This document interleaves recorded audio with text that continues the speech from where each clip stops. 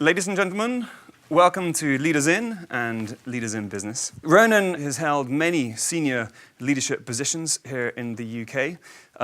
Most recently, prior to his initial one, he was the CFO for O2. He's also held positions like the head of strategic finance over at Exel. But we all know he's currently the CEO of O2 Telefónica, which is, whether it's number one or number two, it's certainly the biggest brand as a mobile operator. O2's got 23 million customers. He's done a phenomenal job at building that organization. He's a pioneer in both customer experience, customer insight, and organizational excellence.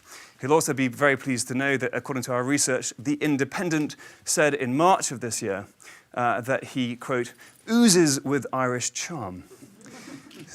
So we're looking forward to seeing some of that. So without any further ado, I'd like to welcome Ronan to the stage. Ronan, welcome. Thank you. Well, I can confirm there was at least one thing that was true about Anthony's introduction, so let me see if I can prove the Irish charm. So good afternoon, everybody, and firstly, let me thank Anthony for the opportunity and LeadersIn to come and speak to you today. As Anthony said, my role is CEO of Telefónica UK, better known to most of you as O2.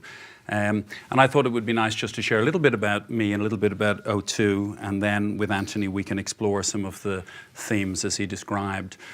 So a bit about me. My background is in finance, but there is life after finance for those of you who may be in that space. So I trained as a chartered accountant in Ireland, and then I came to the city in the 80s when the city was just exploding with deregulation and everything going on there.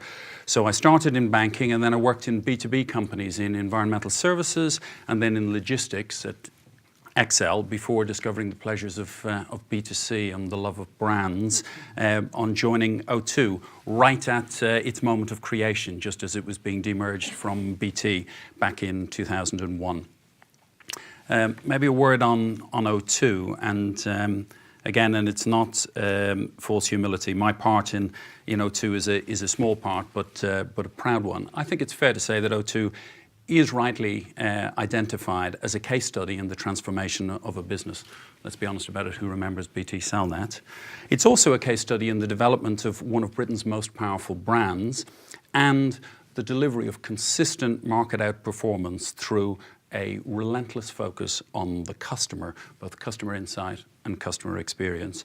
And I have to say, for me personally, it's been a real privilege to both learn and in recent years to lead in this incredibly diverse and dynamic and exciting and sometimes complex and frustrating industry that we operate in. A word on leadership. I think for everybody, leadership is and should be different, because ultimately for leadership to be successful, it must be authentic. But a few of the things that maybe I've learned and that work for me, I think the key is, once you understand your purpose, is then to inspire and enable in equal measure. You know, when I was appointed the CEO at O2, I stood in the atrium in front of our colleagues and described my job as chief cheerleader and chief storyteller. And I still think that is the best description of my role.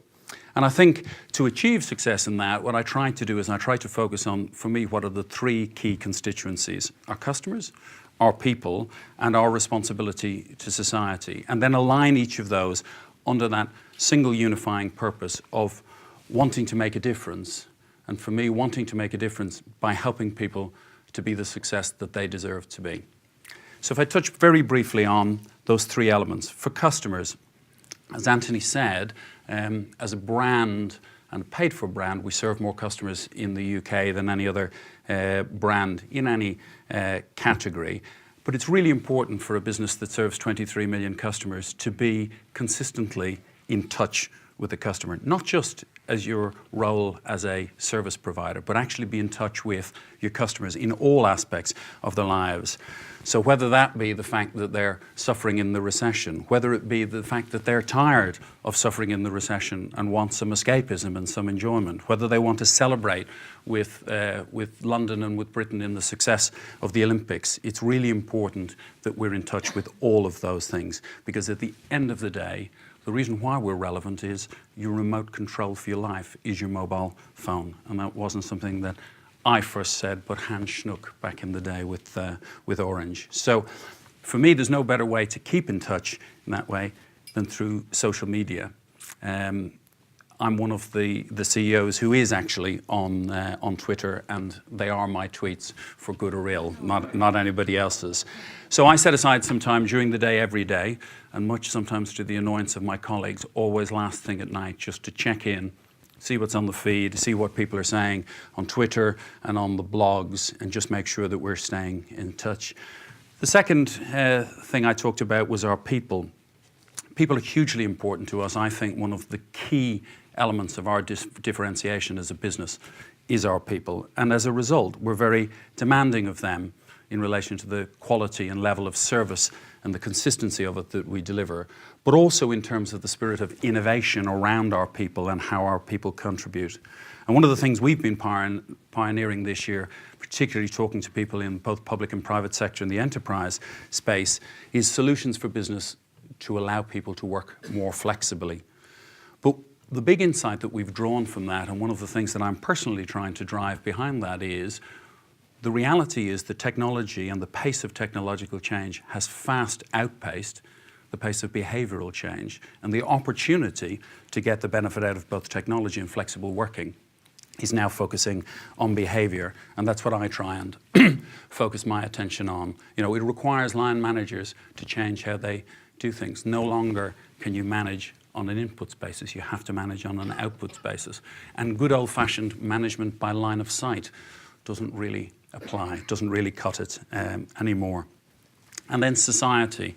As those of you who know a little bit about Telefónica and O2, you will know that we share an equal passion for society and the impact that we, both as a brand and an organisation, can have on some of the challenges and opportunities of society. And the one area that I'm particularly focused on is how we engage young people, and to ensure that young people can make the contribution to both society and the economy that they're capable of doing, particularly focusing on bridging the gap between employers and young people in relation to digital skills, where the reality is that many NEETs have more innate digital skills than those who are in the workforce. So there's a real opportunity for us to make a difference. And of course, in a business like ours, we have real practical experience because 20% of our people are below the age of 25. How else did you think I learned how to tweet? So with that, that's just a little overview. Let me pause at this stage, and with Anthony, we can maybe explore in a bit more detail. Ronan, thank you very much indeed, sir, for that. If we could just start by what I call the quick fire round. Sure.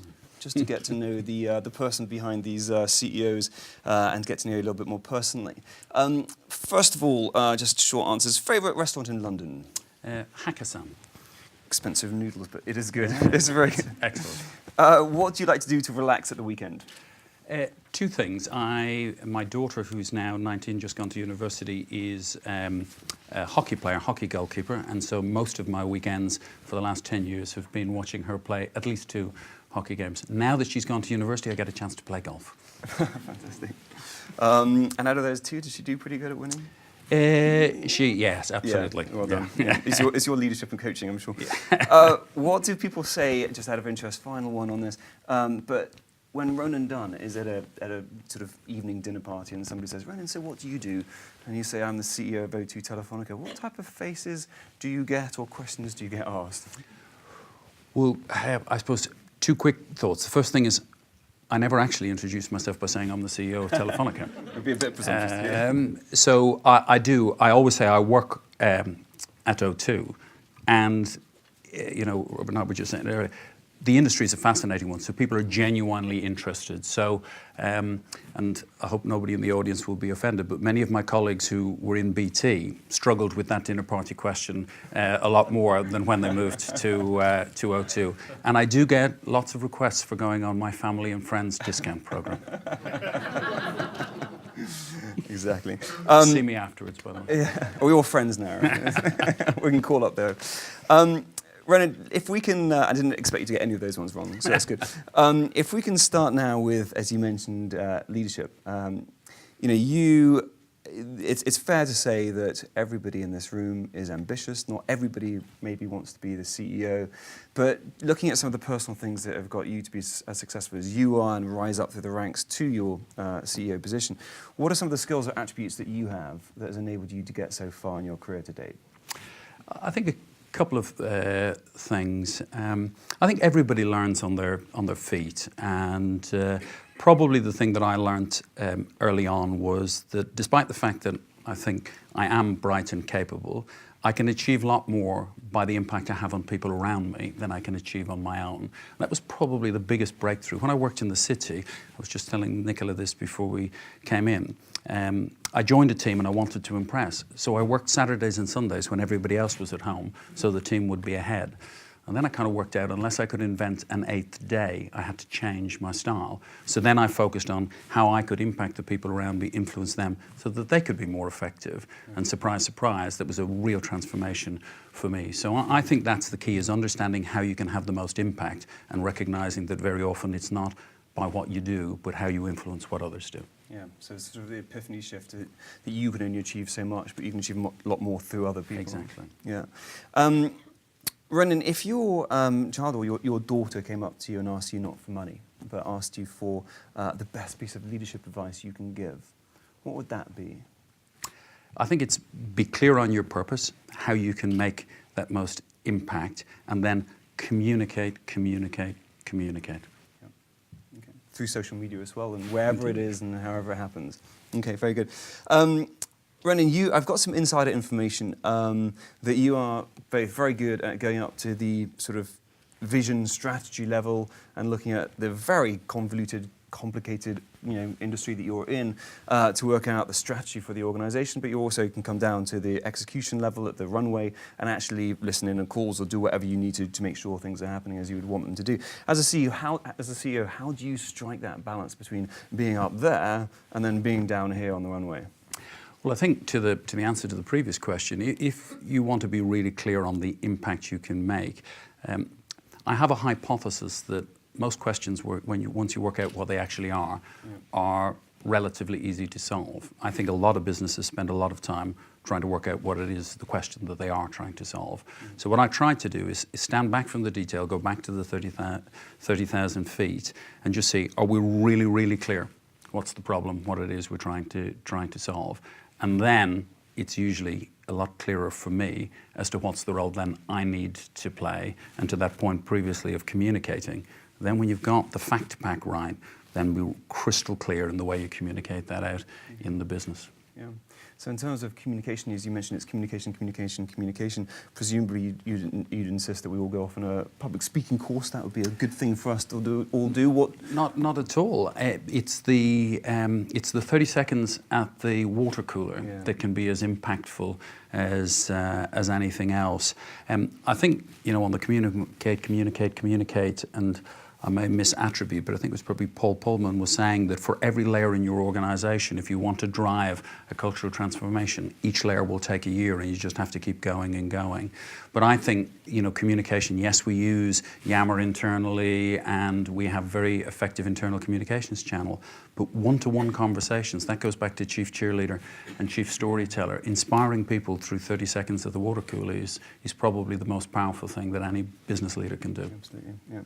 Fantastic. Talking about that as well, I believe, it is a complicated industry. So you working out where the industry is going. I mean, we're in very fast-changing times, right? So everyone says that as an organisation, you have to be agile. You need to be able to adapt with, in your industry, customers and competitors can be the same thing sometimes. So with all of this thing, the whole industry moving so fast, are things like 5-year business plans out the window? I mean, you've got to create agility, but also you've got to set an execution and set a vision. So I think probably most business people would admit that the outer years of any business plan are more in the fiction category than in the fact category. But I think the key is, what do you set out to do at the beginning of any plan, and holding your course on that element of your purpose. O2's role hasn't changed between 2G, 3G, and it won't change in 4G. It's about differentiation through insight and experience so that we enable for our customers, for them to get the best out of technology. A simple belief that the possibilities of technology should be open to all, and our role then is to really focus on how we bring that to life for our customers. And that, I think, does allow us to plan through in the longer term, even if the execution of that will change because of competitive dynamics or other things. Yeah. So that purpose, as you said, doesn't change. Yeah. O2 started off, Ronan, as pretty much from nothing. I mean, it had, right at the beginning, it was the underdog, the challenger. And so it was easy to have that hungry challenger mentality. But now, you've come all the way to the top. And again, however you look at it in numbers or whatever else, you're right at the top. You've got 23 million customers. So how do you maintain that hungry challenger mentality when you are that successful? Well, I think you're right. At the start, I did a piece at Manchester Business School a few years ago, and I put up a chart and said, back in 2002, O2, or Cellnet at that stage, led at nothing in the market. In fact, then I corrected myself, and we led at one thing. Our customers left us at a faster rate than any other operator. I think, and in that is the genesis of both our success and how we maintain it is. The organisation is very focused on the belief that we can, if we ruthlessly go after competitive advantage, then that will drive us to change all the time. And that competitive advantage is also really important to understand what's the difference between true differentiation and neutralisation.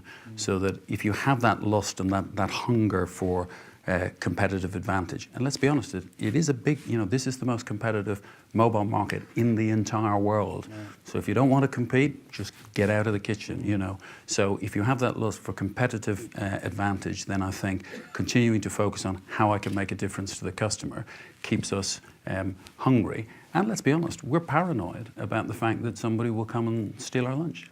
How do you, it's a great point, how do you make sure that what you're focusing on is a sustainable competitive advantage? And what is a sustainable competitive advantage these days? Well, I don't think there is necessarily in our industry any individual sustainable competitive advantage other than a belief that in a commoditized market, you can differentiate through insight and experience. Right. And we will focus relentlessly on that. And, in that context, the differentiation can be a tiny thing. One of the things that we use is our gurus. Well, we have 15 million hits on our guru video clips because people see that as just a different way of engaging them in how they get the most out of their smartphone. Yeah. Seriously, they could be tiny things. They could also be huge things as big as the Millennium Dome. I mean, that's a pound in the swear box, by the way. Is it? Yes. Oh, yeah. Sorry, the O2. Correct. Or the White Elephant. No, that's what it was previously. That's £1,000. You're struggling for the world's most successful live entertainment venue. I think that was the bit you were struggling for. Well done. Let's talk about how did you know, because that has brought you unprecedented success. I mean, how did you guys know that was going to be as successful as you did? I mean, did you? Was it a bit of a lot of money on Red 28 or? So I think there's two distinct elements to it. It wasn't as big a gamble as people think, and I'll come back to that. But it's fair to say that at the time, we were liberated by the fact that trying anything different was likely to have a better outcome than the things that we've been doing in the past. And that definitely helps. But the key was, when you analyse what we did is we partnered with AEG, the Anschutz Entertainment Group. We didn't buy or rent a building in North Greenwich. We partnered with the world's most successful operator of live entertainment venues. Right. And surprisingly enough, by focusing on and committing to the partnership and bringing to them what we believed in the partnership would make a difference is our ability to influence the experience in the site. Our brand team got involved in the design of the loos at the O2. That's the sort of focus and attention. But ultimately, we picked a partner. It's exactly the same story as our launch of the iPhone in the UK. We went out and persuaded Apple that we were the best partner to bring their technology to life for customers in the UK. So I think partnership and having the humility to recognize as a business that your best possible execution might be with a partner is a really important part of our success, and will be even more, I'm sure, going forward. Yeah, because I'm sure you didn't want to turn your people in Slough into entertainment people and events organisers. I mean, so you outsourced, you chose the right partner. We did. Yeah. We happen to have a world-class events team internally, right, because we think experience, we're not in the technology business, we're in the experience business. So it is at the heart of who we are inside our business, but also picking partners who recognise that as crucial. Yeah. We interviewed, on the experience point, we interviewed Tom Peters, and we talked to him about what branding is, and he said, you know, your brand is your experience that people have with you. Experience is everything. You once said, and you just said it again, that we are an experience company. So can you just elaborate on that point for us? Yeah. So, you know, technology in itself is an enabler. What we're in the business of doing is making sure that our customers are closest to the things that matter to them, and that's the people and experiences that matter most to them. I don't want, maybe I use a parallel, maybe it's a bad parallel, but you know, 5 years ago, if you went to Heathrow Airport, you went 5 minutes before the check-in closed, you got in, you got out the other side, you got on your plane, you got out, and by the time you landed at the other end, your experience started. BA created Terminal 5. Now, if my family is anything to go by, my daughter wants us to arrive 2 hours earlier so that that can be part of the experience. Well, I see O2's role as to be the curator of our customers' most valuable experiences, be the point of embarkation and disembarkation for everything that matters to them. That's a completely different job than building technology. Yeah. Ronan, it's interesting because you, when you first turned up today, Ronan was fuming because he'd seen an EE billboard, right? And throughout this interview with you today, you're talking a lot about the competition. So, and it's interesting because I think you have got quite a bit of gladiatorial, thank you very much indeed, spirit about you. And just to prove that, The Independent quoted you earlier saying this earlier this year, saying our business will live and die by our customers, and then later on referring to the competition. We're more than ready to take the fight on in 2012. I'm not just looking forward to it, I'm enjoying it. Right? So from two questions in this. Number one, how important do you think it is for a CEO or a leader to have that hunger to compete and win? And secondly, asking one of the experts in the industry, what lessons do you have to share for us generally on how to win in the battleground of business? So, look, forgive me, indulge me for a second, but I have the luxury of having the finest brand in the entire cellular industry in the world. So if I can't have the aspiration and ambition to win, then I shouldn't be doing the job. So we have fabulous assets. Our people and our brand are just unparalleled. So in that context, that's what gets me up in the morning. We can make a difference, whether it be in society with our Think Big program or whether it be to our customers. So I think for any business, you're really, really clear on what are your key assets, what are the things that you can truly differentiate on. And 90% of businesses, when challenged, will write up lots of things as differentiation, which simply aren't. So be crystal clear what it is.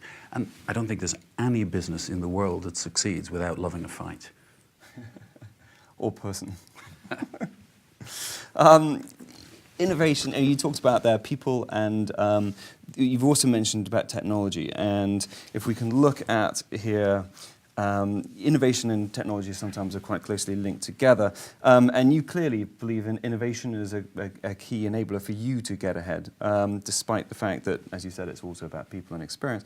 At Total Telecom's Wireless World this year, you were quoted, but if you don't remember saying any of this stuff, then I'll have to redo our Probably research. Because Nicola wrote it. Yeah, that's right. They said, Ronan Dunne declared that telcos that don't deliver the innovative services their users want and need do not deserve to have successful business. And it goes on to say, if we are out-innovated by competitors, we have no right to succeed. It's as simple as that. So what advice do you have for us about how to make sure our companies are continuously innovating and to win that game of innovation? So the first thing is, I did say that, and I completely agree with it. I think the key is, let me use an example maybe that brings it to life.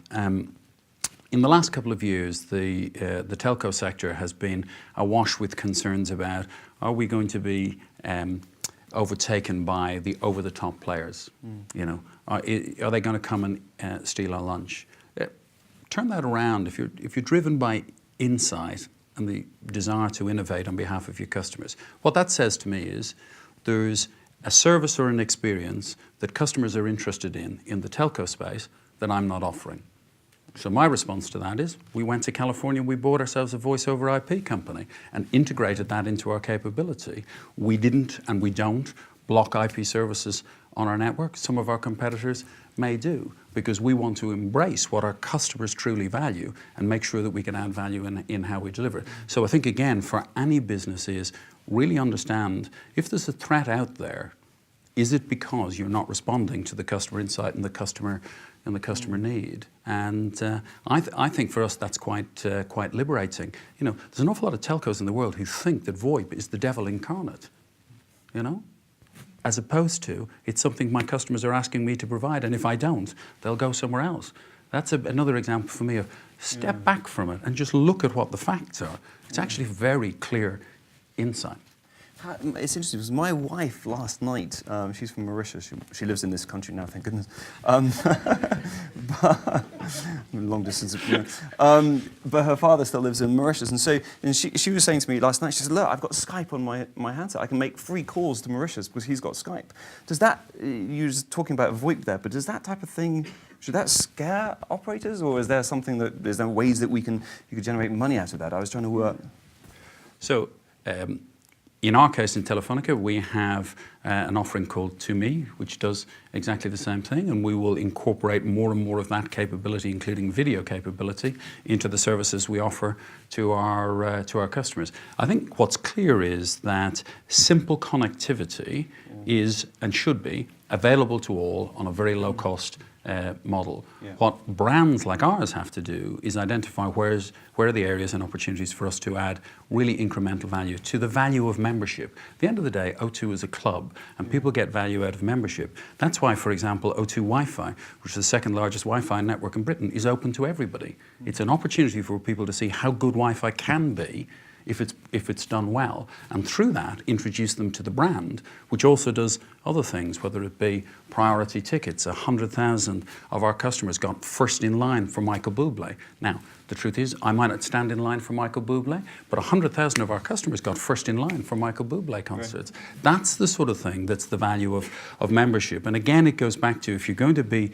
clear in your business what your purpose is, you will start to respond to what the customer sees as real value and not waste time and money just replicating things that they could do themselves or even do better themselves. Seriously, that experience even comes. We were going to talk about the sort of the network outage a little bit later and how sort of you dealt with that crisis, but purely from a sort of experience, brand, social media perspective. You know, that seemed to be very important to you, and you guys dealt with it very well from a social media perspective, people understand. It says here, the Daily Telegraph said that you were basically, it was a masterclass in social media, and O2, quote, O2 responded with witty messages that made their customers giggle and lightened the overall mood of the whole disaster.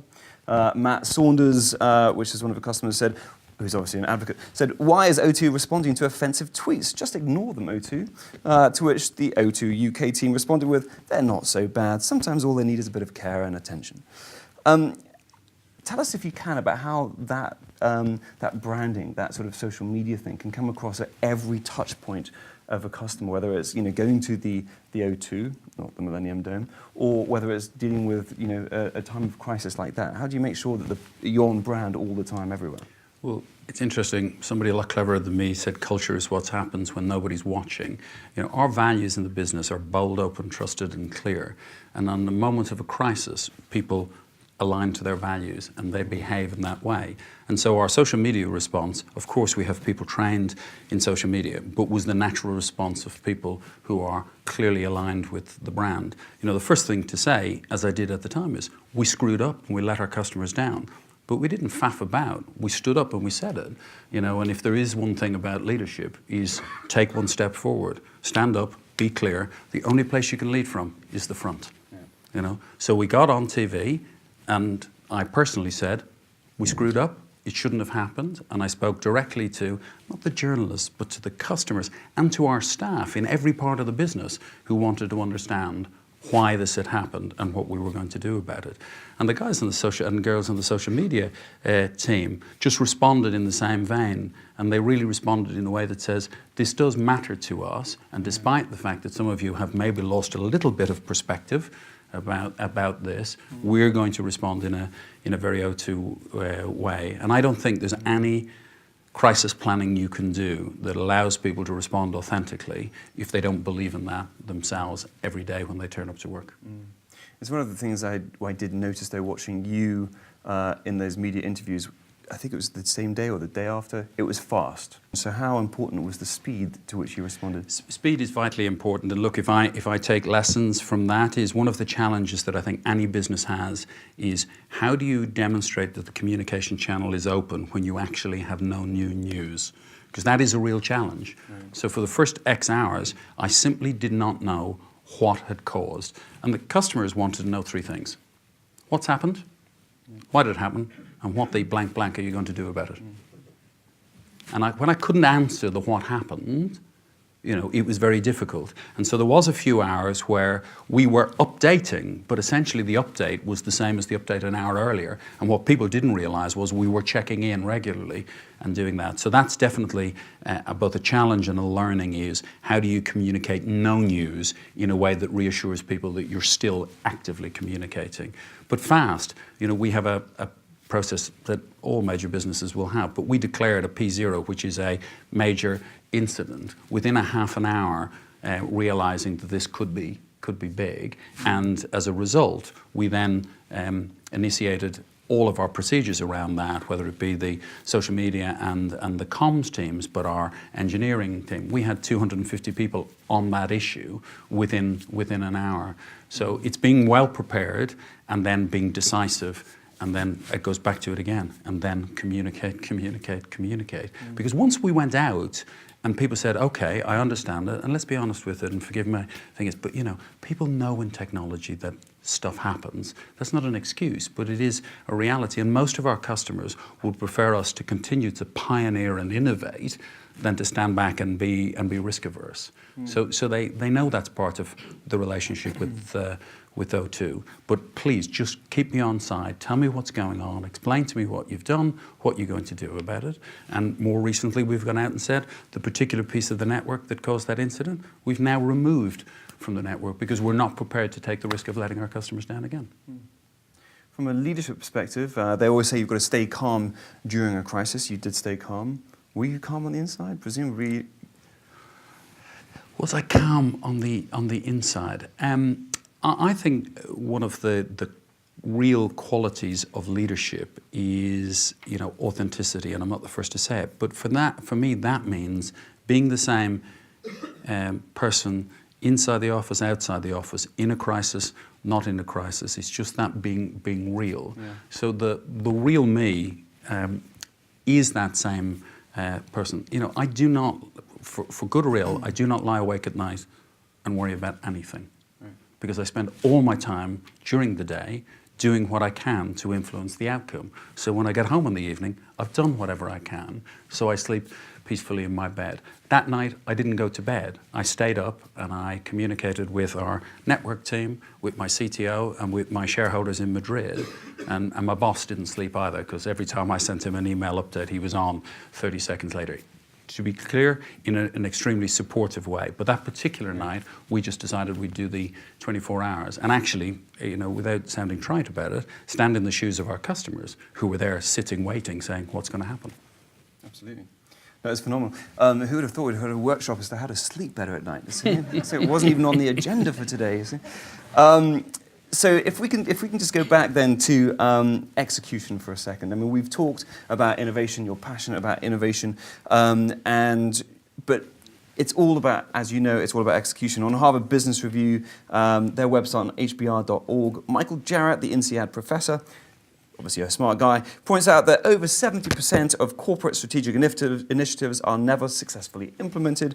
And then Larry Bossidy, the former CEO of Allied Signal, he wrote a whole book on execution, and it's quite unfortunate, but on the front cover of the book, it's just got the word execution. So if you're reading that on the train, you can really scare some people. But it says in there, and he says that strategies most often fail because they aren't well executed. It's all about execution. So we've talked about innovation. What tips can you share on how to outperform the competition by the good old results and delivering on what you need to do? So I think three thoughts.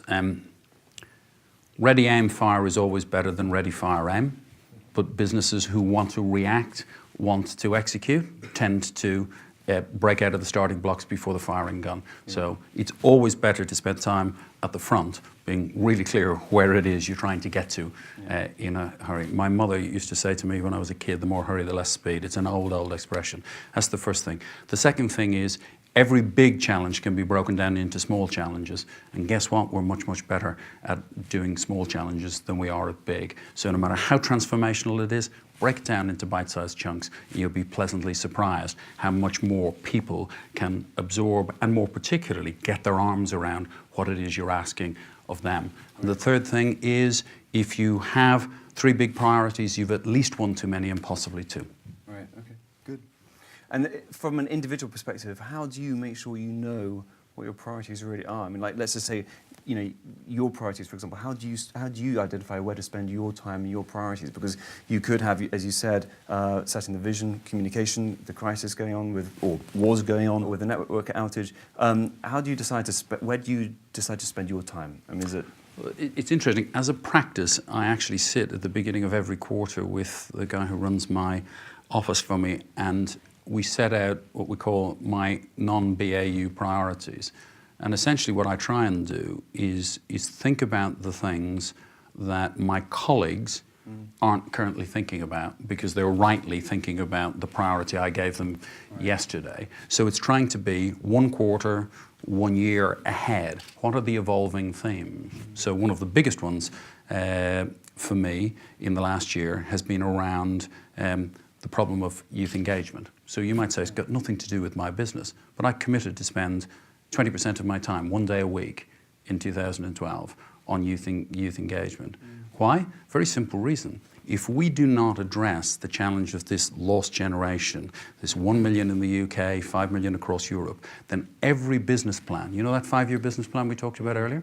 Well, that 5-year business plan assumes that those young people are active participants in the economy and are consuming our products and services. If we don't address that issue today, I can tell you every single one of us will miss our business plan in the future. So that for me is a good example of that's something that I can do. And the other thing that's really liberating, I think, for me in the way I lead is everybody around my table on the board can do their job better than I can.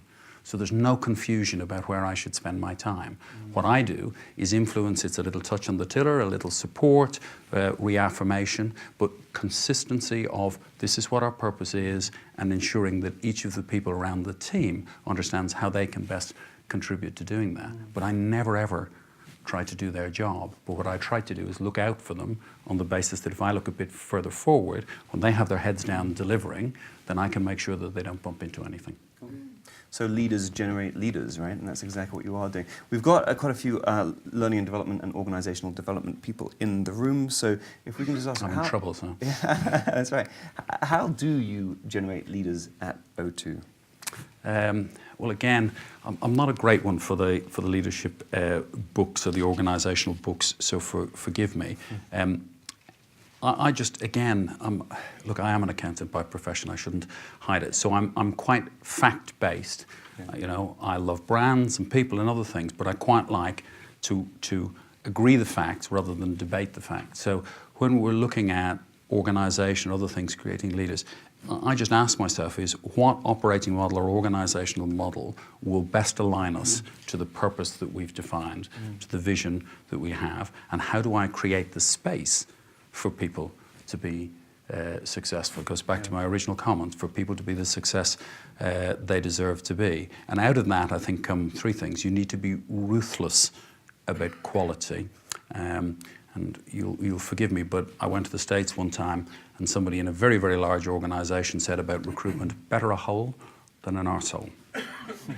And I think, in a very American way, that sums it up beautifully. So you need to be ruthless about quality, because if somebody's not contributing, they're drawing from everybody else in a way that's preventing those other people from being a success. And the other thing is ask for forgiveness, not permission. Judgment is a thing that probably everybody would describe as, and that's a quality that you look for in people who are going to be successful. Actually, the most important judgment, without trying to be clever with words, is judgment as to when to exercise your judgment. People with less experience tend to overreach themselves by trying to prove that they're able to make a tough decision, when perhaps wiser heads would have stepped back. But for me, it's allowing somebody to make a mistake that I know will not bring the house down, but they will learn from it, rather than me to put my hand out and say, no, it's all right, before you jump, you're going to fall. So having that confidence and that environment that allows people to fail in a supportive and nurturing environment, and let's make sure they don't ever do it again. Right. Because that way they will learn not to do it again. Yeah, exactly. And as you said before about authenticity and leadership, it's like allowing these people to come in and be who they want to be. I know some people that sort of change their personality as soon as they get into the office because that's what their boss thinks they should see. And I think that's an absolute scourge. It goes back to this comment about behaviour and technology, is we've left the behavioural change way behind, and that's the biggest thing that's holding it back. One of my proudest contributions in the last 5 years is that I've watched my daughter play hockey in every competitive match she's played during the day, during the working day, because I think that's the same shadow of a leader that says it's output-based, not inputs-based, that I want people to be authentic in work, that they are family people, that they can come to work and be dad or daughter or son or mother. That's massively, massively important. Which leads us very nicely on to our last topic before we open it up for the audience, and that is flexible working. Yes. This work-life balance. Jack Welch points out that in China, people don't even know what that term work-life balance is. So that's potentially a concern. However, I know, having been interviewing you for the last 35, 40 minutes, you wouldn't do things unless they had real value to the organisation. So some people think that flexible working and all these things can be seen as quite fluffy. But you have been pioneering, as I mentioned, in flexible working. And on Personnel Today, it says, on February the 2nd, O2 asked the entire workforce at its head office in Slough to work away from the office for that day. Around 2,500 employees participated in the pilot, operating remotely. O2's aim was to push the boundaries of what is possible through flexible working. It then goes on to say that there's only one person that didn't get the memo that day, and so he turned up to work, which is a pretty good result, I'd have thought. So, what was that experiment? What did we learn from that? And Ronan, why is that so high on your agenda? So, for us as a business, being able to engage enterprise customers in the private or public sector about how they can work smartly, enabled by technology, has a huge business purpose for us. But there's a bigger purpose to this as well. And again, it's not like I've laid these stones out so I can show that there's a path, but there is a path which says that if you're going to create the conditions for people to be the success they deserve to be, you have to create the environment in which they can be their most effective. And slaving people to the desk 9 to 5 may work brilliantly for some, but it won't necessarily be the best way for everyone. And our flexible working is not about, when I have a duvet day and I just don't tell anybody about it. Our flexible working is, how do you best achieve? So a working mum who'd much prefer to avoid getting snarled in the rush hour traffic because she can only leave the kids at 8:10 because that's when the gates of the school open. Why would I waste an hour and a half of the valuable time of one of my colleagues by forcing her to be in the traffic every single day? Instead of saying, I'll tell you what, why don't you go straight home after that and you can drive in at 11 o'clock, or if you don't need to be in the office that day. So I think there's a real model there about how people can be more effective. So what we did was we used the excuse, for want of a better word, of the Olympics and the fact that Dorney Lake was being used for the Olympic rowing to say, guys, we need to prepare for the summer because, it could be chaos. And let's be honest, every employer was being scared by, London Transport and others to say it will be chaos. And of course we know it wasn't. But we didn't necessarily believe it would be, but we thought, what a fantastic opportunity to galvanise the whole organisation around it. So it was the biggest trial of its kind. We closed down the office. We had 10 people, skeleton staff in, and everybody else worked differently. And what we did is, and the beauty of technology, I can actually give you the facts rather than the sentiment of it, because all of our people connect to our network, and so we can see whether or not they're working or whether they're active and whatever else. And then we surveyed people afterwards, and what we found was that on average people saved an hour and a quarter in the day, whether it was commute time or wasted time, and about 60% of that time was reinvested back in the business through higher productivity, more time, and about 40% was shared between, about 15% of it was people stayed in bed a little longer, and the other 25% was better quality time with families. Productivity, as surveyed, actually went up. And since that intervention, we have continued relentlessly with that program. From a cost point of view, I can save myself £5 million a year. Now, we're a big business, but who wouldn't get out of bed for 5 million quid? I can save myself £5 million a year by allowing my people to work more effectively. Why would that be a difficult thing? But the challenge is its behaviour. Because if the boss says, I want you to be in the office at 8 o'clock for that meeting, you will be in the office. If the boss's PA, and let's be honest about it, if you haven't discovered it already, the power in every organisation rests with the PAs. So if your PA puts that meeting in with the dial-in details, it automatically gives everybody who's on that invitation not just the right, but the opportunity to work around that, work it flexibly and dial in. So it's about driving those sort of key behaviours that liberates. We have people in the organisation, there's one particular meeting, there's a team that's dispersed around the country, and they will save £10,000, that one team, on one monthly meeting, just by simply having it as a virtual meeting for 10 of the times and making a celebration of the 2 of the 12 times a year where they all come together. Excellent. So as you said, it's a financial benefit, but also there's a major talent benefit. Absolutely. But I suppose, because the first thing I think of when I think of flexible working, I think that I would hate it personally, just because I would get distracted by the fridge. I also like to go to work to get energized by the people around me. But as you said, it's not for everybody. So it's whatever that person's best output environment would be, you'd allow them to. Absolutely. And what we find for most people is they want the blend because they like the variety and they like the flexibility. It's not that I used to come to work and now I stay at home. It's Tuesdays and Thursdays I stay at home and I can get work done, and Monday, Wednesday and Friday I go in. Or you know what? I now go to the office at 11 o'clock and avoid the traffic and come home at 7 rather than go in at 7:30 to try and get a car parking spot. And try and then get home at 5 in the middle of the rush hour. So I think it's a genuine win-win. I had the opportunity to speak to some of the staff in the Cabinet Office in a workshop that we did a couple of weeks ago, and I think in the way services are provided, that flexibility, So customer service staff, well, of course they have to be in a customer service call centre. No, they don't. They can work in a virtual call centre and work from home. Our gurus, yes, we have some in our retail stores, but they can be on the end of a phone. Or you know what? Somebody can raise a query and we can upload, as we do, we can upload a video response and send that to them. So it also liberates people to innovate in the way businesses work as well as individuals work. And I think that's the exciting thing about all of this. It's not just how the individual works, but it liberates businesses to transform how they work. Yeah. It's interesting, not just innovating on products and services, but in all the areas of your business, right? We try. Excellent. Okay, I think that ends the interview. Now for any questions from the floor. Thank you, Ronan, for that. Any questions? Question here, sir. Thank you.